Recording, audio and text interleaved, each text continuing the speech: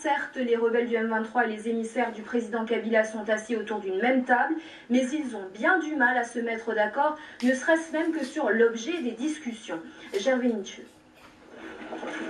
Pas le moindre échange de regards avec les représentants du M23. La délégation gouvernementale congolaise fend la foule des rebelles et se dirige tout droit vers la salle des négociations. Pas de doute, les discussions qu'entament les deux camps rivaux ce dimanche à Kampala s'annoncent difficiles.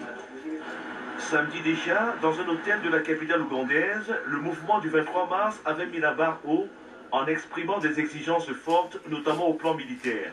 Nous disons que si on donne le chaîne de commandement, on met des M23, et bien sûr nous allons faire un plan qui peut sortir l'Est République démocratique du Congo à l'insécurité qui est généralisée pendant 17 ans.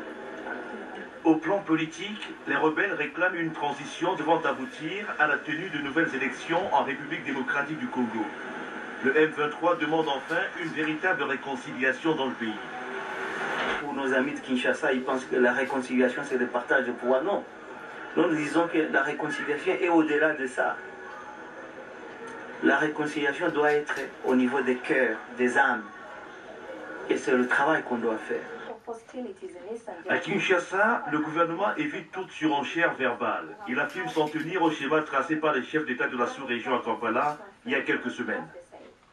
Et le chef de l'État recevra un rapport de ses émissaires et c'est lui seul qui va évaluer maintenant les griefs qui auront été formulés par les mutins.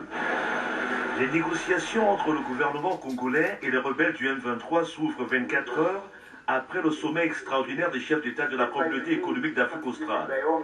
À Dar es Salaam, en Tanzanie, les dirigeants des pays membres de la SADC ont affirmé être prêts à contribuer à une force internationale neutre en République démocratique du Congo.